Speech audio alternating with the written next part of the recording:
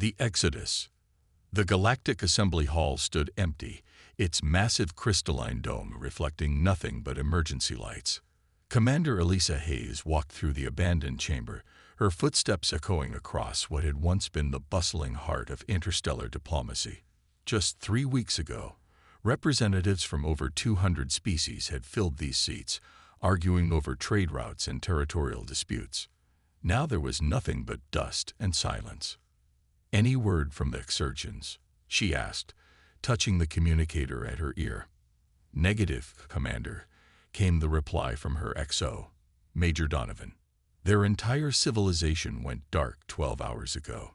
The only message we received was a simple data packet with navigational charts marking unexplored regions beyond the Perseus Arm." Hayes ran her fingers along the curved back of what had been the Xurxian ambassador's chair. The Xurxians, 8-limbed mathematical geniuses who had helped humanity build its first functional warp drive. They'd been among the most advanced species in known space, with defensive technology that could redirect supernovas. And now they were gone, fled like all the others. "That makes them the last," she said. "We're officially alone." It had started 3 months ago with the Arcanians, a species of energy beings who existed partially in higher dimensions. Without explanation, they had dismantled their colonies, abandoned their research stations, and vanished beyond the galactic rim. Then went the Valori, the Tausetians, the Mesarans, species that had been exploring the stars while humans were still figuring out how to make fire. One by one, they had packed up their civilizations and disappeared, leaving nothing but automated warning beacons orbiting their abandoned worlds. The warnings were always the same. It comes, cannot be stopped, cannot be reasoned with. Run. Earth's ambassadors had pleaded for more information, for technology, for help. They received nothing but coordinates to uninhabited regions of space and cryptic advice. Go where it has already fed. It does not return to consumed worlds. Hayes left the assembly hall and stepped onto the observation platform. The Galactic Assembly Station orbited a neutron star at the edge of human space, a neutral territory established centuries ago as humanity's entry point into the wider galactic community. The station had been built to accommodate over 10,000 diplomats, scientists, and cultural attaches. Now it held just 47 humans, the last observers of what appeared to be the end of galactic civilization. The vast window showed the starfield, punctuated by the soft blue glow of emergency beacons, marking the exodus routes of a dozen species. Each light represented billions of individuals in flight, entire civilizations reduced to refugees. Commander, Major Donovan joined her at the window. "The last transport to Earth leaves in 30 minutes. Admiral Cheng has ordered all personnel to evacuate." Hayes nodded. "What's the status of the Sentinel probes?" "All deployed and transmitting. Whatever this thing is, we'll have data on it when it arrives." "If it arrives," Hayes corrected. "We still don't know if this is mass hysteria or something else." Donovan's expression remained carefully neutral. "The Xurxians weren't prone to hysteria, Commander.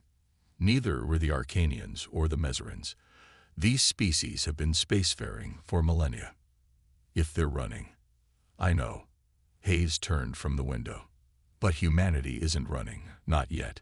We need to understand what we're facing." The journey back to Earth took 3 days in FTL. Hayes spent most of it reviewing the fragmentary data left behind by the fleeing species. The Arcanians had called it the consumer. The Valori referred to it as the end wave. The Mesarans, typically precise in their terminology, had simply designated it that which must be avoided. Whatever it was, it moved through space in a pattern that defied conventional physics, appearing simultaneously in systems thousands of light-years apart, then converging on seemingly random targets. It left behind worlds that were physically intact, but somehow lessened. Spectral analysis showed planets with reduced mass, but unchanged volume, as though something fundamental had been extracted from their very substance. Hayes's ship, the ESS Horizon, dropped out of FTL on the edge of the Sol system. Immediately, Her communications officer reported, "Commander, we're being hailed by UNSC headquarters. Admiral Cheng wants you to report directly to the Security Council meeting upon arrival." Earth glowed blue and white through the viewport, seemingly unchanged from when Hayes had left 6 months earlier. But as they approached, the differences became apparent. The orbital defense platforms, dormant since the Galactic Peace Accord 50 years ago, now bristled with activity. Military vessels from all Earth nations patrolled in tight formation, and the lunar bases had been transformed into staging areas for what looked like a massive defensive operation. "They're preparing for war," Donovan observed quietly. Hayes nodded. But against what? The United Nations Security Council chamber was filled beyond capacity when Hayes arrived. Military leaders, scientists, and government officials from every major Earth nation crowded around the circular table. Admiral Cheng, Supreme Commander of Earth's Defense Forces, spotted Hayes and gestured for her to join him. "Commander Hayes," Cheng said, his voice gruff but respectful. "You're the last human to observe the assembly station. What was the final status of the alien withdrawal?" "Complete, sir," Hayes reported. "Every known spacefaring species has evacuated their territories and gone beyond our sensor range. The only communication we've received consists of warnings and exodus vectors." The UN Secretary-General, Dr. Amara Okafor, leaned forward. "And these warnings give us no clue as to what exactly threatens them. Only vague descriptions, Madam Secretary. Something that consumes the essence of worlds. Something that cannot be fought or reasoned with." Yet they didn't share their defense plans or offer to evacuate humanity alongside them, noted the Russian representative, his tone bitter. "They provided coordinates to regions they believe are safe," Hayes corrected.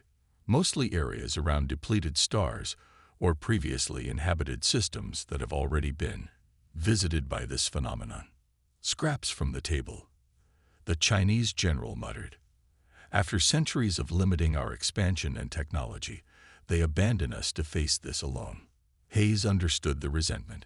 Humanity had entered the galactic stage as latecomers, only to find most habitable systems already claimed, most resources already allocated.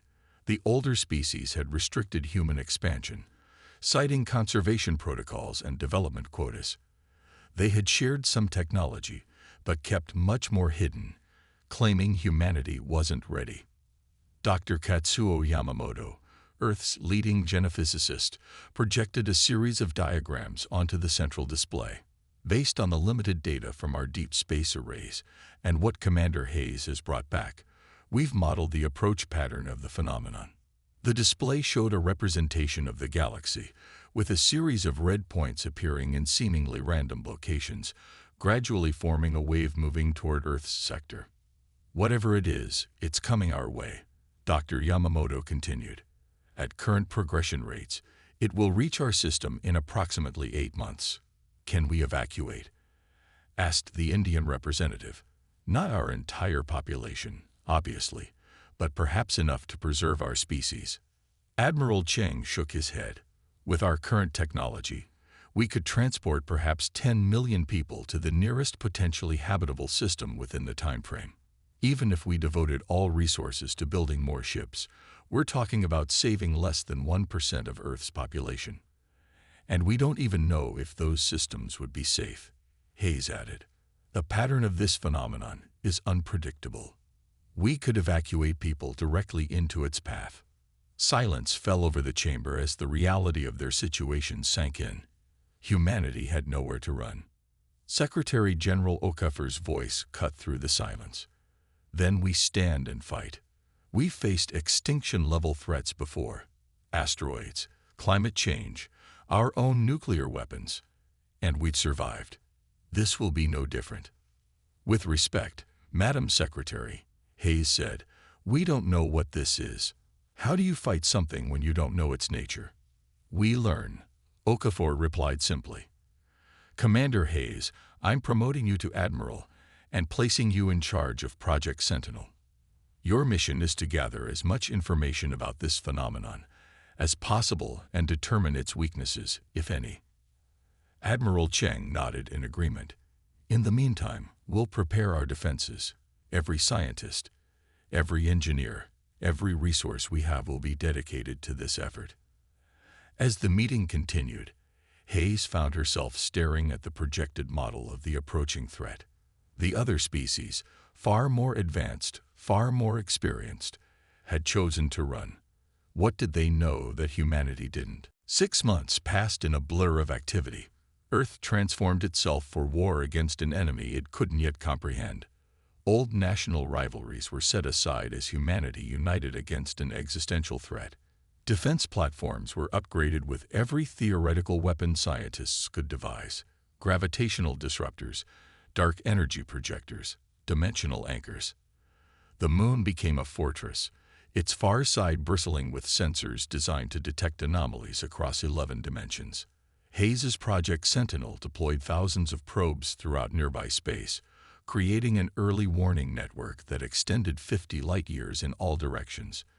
Data poured in daily, painting an increasingly disturbing picture of the approaching phenomenon.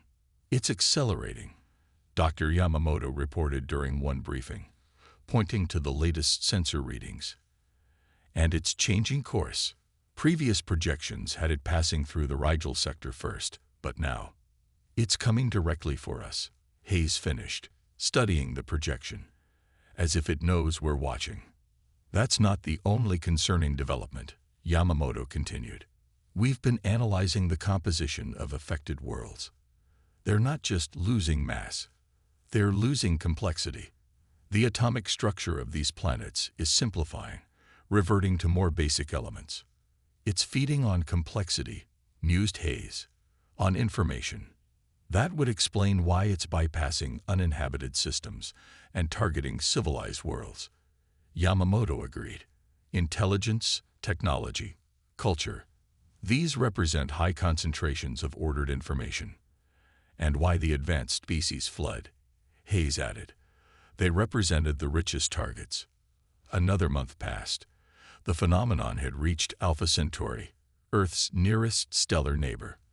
The Sentinel probes in that system transmitted data for precisely 47 seconds before going dark. The recording showed nothing visible to normal sight, just a gradual dimming of the stars, as if something vast were passing between them and the cameras.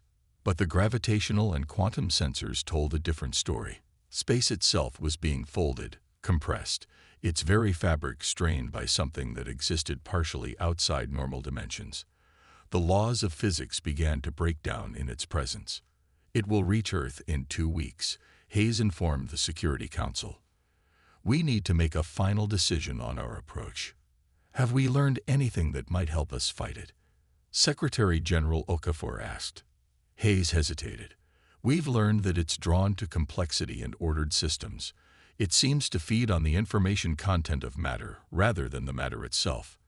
And it appears to be aware. It changed course to come directly for us once we began observing it."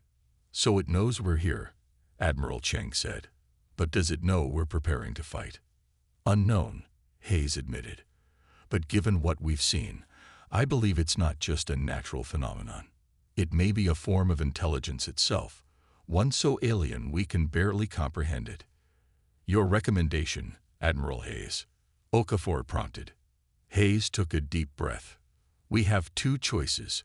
We can try to make ourselves invisible, shut down all our technology, disperse our population, essentially play dead, and hope it passes us by. Or we can do what humans have always done when faced with the unknown." "Which is?" asked the Russian representative. Hayes's expression hardened. "We study it. We engage with it. We communicate with it. And if necessary, we fight it with everything we have." The Security Council chamber fell silent. Everyone present knew what Hayes was proposing. While other species had chosen to flee, humanity would stand its ground. Not out of arrogance or ignorance, but because there was nowhere else to go, and because understanding was in their nature. One by one, the council members nodded their agreement. As Hayes left the chamber, she paused to look out at the Earth below. Lights still glowed across its night side, Cities still hummed with life. Children still played in parks under open skies. For how much longer, she couldn't say.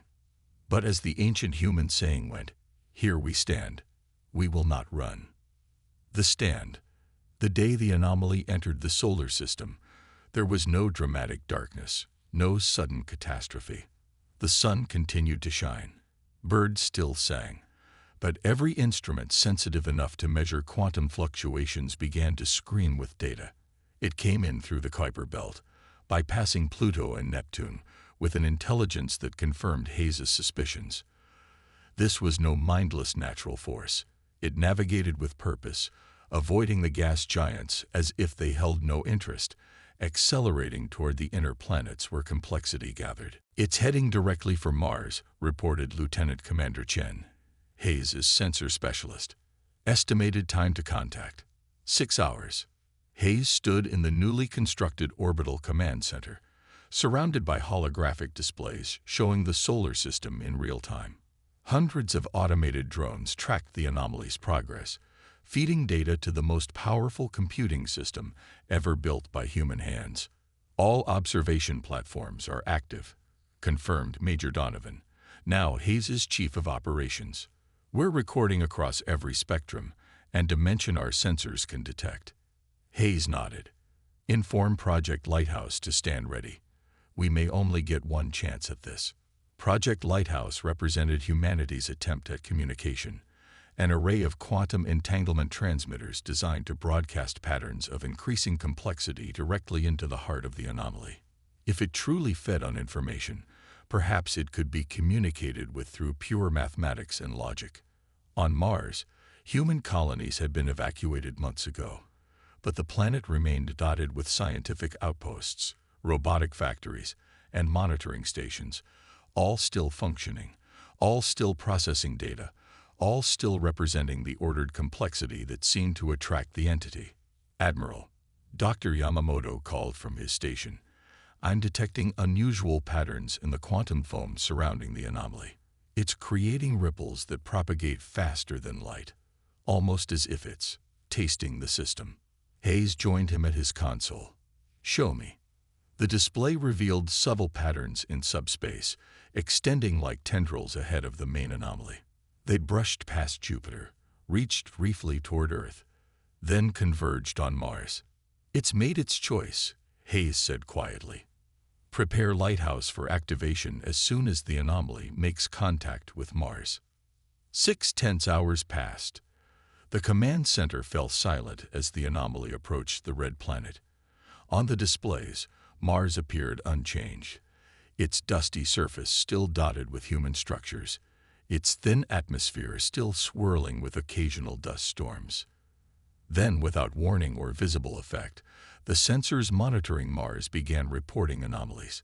The planet's mass decreased by 0.02% in the first minute, then 0.1%, then 0.5%. But strangely, its volume remained constant. The robotic outposts on the surface continued transmitting for several minutes before going silent one by one. "Activate Lighthouse," Hayes ordered. Across the solar system, quantum entanglement transmitters powered up, sending carefully crafted mathematical patterns directly into the heart of the anomaly. Prime numbers, Fibonacci sequences, geometric progressions of increasing complexity. For several tense minutes, nothing changed. Mars continued to lose mass at an accelerating rate, its very essence being consumed by something human instruments could barely detect. Then Lieutenant Commander Chen called out, "Admiral, the anomaly is responding." On the displays, the patterns of quantum distortion surrounding Mars shifted, organizing themselves into structures that mimicked the mathematical sequences being transmitted. "It's copying us," Dr. Yamamoto whispered, awe in his voice. "It's learning our language." Hayes leaned forward, studying the patterns. "No, it's not just copying. Look at the progression. It's completing the sequences and extending them. It's answering us." For the next hour, the exchange continued. Humanity sent mathematical concepts of increasing complexity. The anomaly responded with solutions and extensions that pushed the boundaries of human understanding. With each exchange, the consumption of Mars slowed. It's curious, Hayes realized. It's prioritizing the communication over feeding. Secretary General Okafor, who had joined them in the command center, asked, "Can we reason with it? Persuade it to leave our system?" "I don't think it understands concepts like negotiation or territory," Hayes replied. "But it clearly values complexity and information." Dr. Yamamoto, let's shift to Phase 2. Phase 2 of Project Lighthouse involved transmitting more complex information, basic physics, chemistry, biology, the foundations of human scientific understanding. As the new information flowed into the anomaly, something unexpected happened. The consumption of Mars stopped entirely. The anomaly began to contract, condensing around a single point on the Martian surface, the location of the primary research station, which housed the planet's most advanced quantum computer. "It's focusing its attention," Hayes noted, "concentrating on the richest source of information." "Admiral," Major Donovan interrupted, "the anomaly is changing. It's crystallizing." On the displays, the amorphous quantum distortions surrounding Mars began to take on structure, forming patterns of increasing regularity. What had been an invisible presence became visible as light itself began to bend around it. "It's creating a physical manifestation," Dr. Yamamoto said, his voice hushed. "It's trying to interface with our technology more directly." For 3 days, the anomaly remained concentrated around the Martian research station, absorbing the data stored there. Earth's scientists continued to feed it information, moving from basic science to more complex fields: quantum mechanics, neural networks, theoretical physics. On the 4th day, a transmission arrived from Mars, not through conventional channels, but through the quantum entanglement network of Project Lighthouse. It contained a simple message: more. It wants to learn, Hayes realized. It's not here to destroy. It's here to consume information. "But it's been destroying worlds," Okafor objected. "The mass reduction, the simplification of atomic structures." "Not destruction," Yamamoto interrupted, excitement building in his voice. "Extraction. It's been extracting organized information from matter itself, leaving behind simplified structures. It's an information predator." Hayes considered this. The other species, they were information-rich. Their advanced technology, their accumulated knowledge across millennia, they would have been prime targets. "And they ran because they knew they couldn't protect all that knowledge," Donovan added. "But we're different. We're still young, still learning ourselves." A plan began to form in Hayes's mind. "Dr. Yamamoto, how much information can Earth transmit to this entity?" "With our current infrastructure, perhaps an exabyte per day." "And how much information do we generate daily?" "Several zettabytes, counting all human activity." Hayes nodded. "What if we offered it a deal? Instead of consuming our planets, we provide it with a steady stream of new information, our scientific discoveries, our art, our literature, our history." "Feed the beast willingly?" Okafor asked, skeptical. "Not just feed it, engage with it. It's shown intelligence, curiosity. What if isolated information isn't what it truly craves, but new information? Discovery. Growth." Hayes turned to the communications officer. "Prepare a new transmission package. I want to send it everything we have on human art, music, literature. Let's see how it responds to creativity rather than just ordered data." Over the next week, Earth transmitted the collective creative output of humanity to the entity on Mars. Symphony orchestras played directly into quantum transmitters. Digital copies of great paintings and sculptures were converted into mathematical representations and beamed across space. The collected literature of every human language flowed through the Lighthouse network. The response was immediate and startling. The crystalline structure on Mars began to pulse with light, changing colors in patterns that matched the emotional tenor of the music it received. It absorbed Earth's creativity and began to respond with creations of its own, impossible geometries that nonetheless contained beauty, mathematical symphonies that followed no human composition rules yet stirred deep emotions in those who translated them back into sound. It's not just learning, Yamamoto said, analyzing the responses. It's evolving, changing in response to what we're sharing. 2 weeks after first contact, the entity transmitted a more complex message, not in any human language, but in a symbolic system it had derived from the patterns of human thought. Isolation, consumption, peitiiren, repetition. No, niu. Hayes studied the message for hours before responding. Cooperation, creation, growth. Together, the response came swiftly. Yes, hunger remains, but HFY now. In the months that followed, a strange symbiosis developed. The entity remained on Mars, rebuilding the research station into a vast crystalline structure that served as its physical anchor in three-dimensional space. It continued to consume mass from Mars, but at a greatly reduced rate, just enough to sustain its physical form. In exchange, it shared knowledge, glimpses of physics beyond human understanding, mathematical concepts that revolutionized quantum computing, patterns of thought that expanded human consciousness, and it received Earth's continuing stream of creativity, art, music, literature, and scientific discovery. Other probes were dispatched to neighboring systems, carrying invitations to the entity's kindred, for Earth now understood that this was not a singular phenomenon, but a species of sorts, information predators that had evolved in the spaces between stars, feeding on complexity wherever they found it. 6 months after first contact, the first alien ship returned to human space, a Mesoran survey vessel, approaching cautiously, clearly expecting to find Earth consumed like so many worlds before it.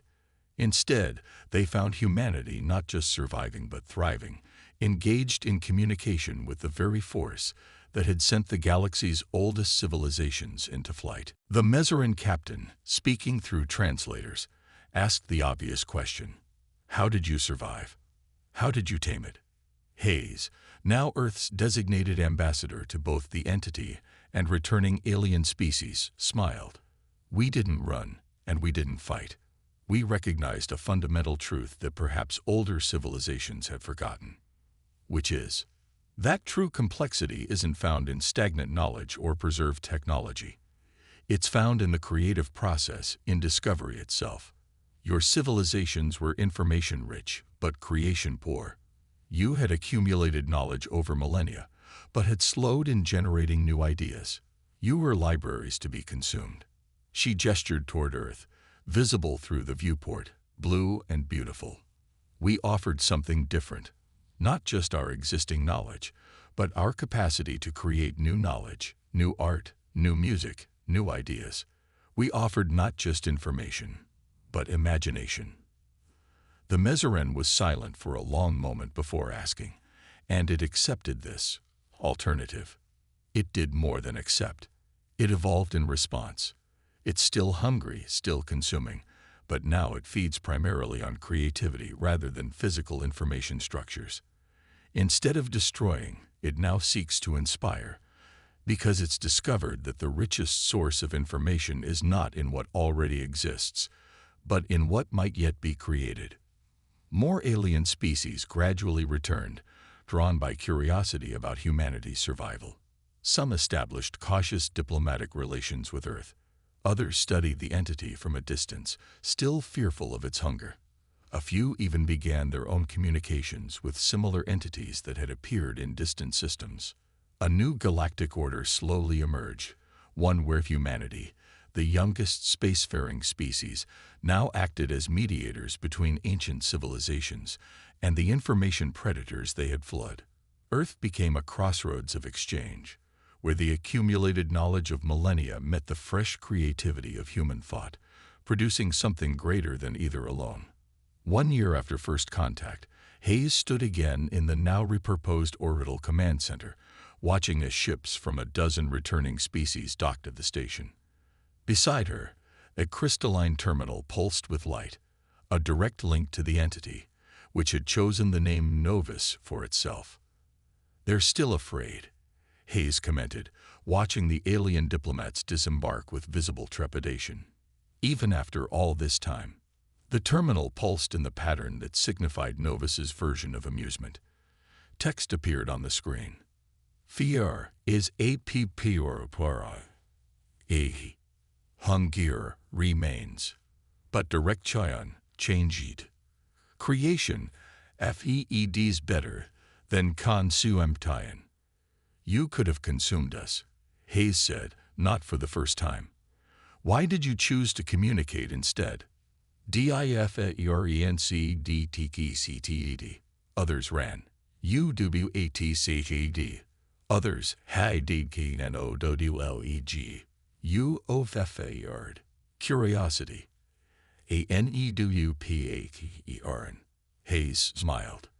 Curiosity. Perhaps the most human trait of all. Not only human, no. And that, Hayes reflected, was perhaps humanity's greatest achievement. Not merely surviving when older, wiser species had fled, but changing the nature of the threat itself. Through simple human stubbornness, through refusal to abandon their home, through insatiable curiosity about even that which threatened them, they had transformed a predator into a partner. Other species had run from the consuming darkness between stars.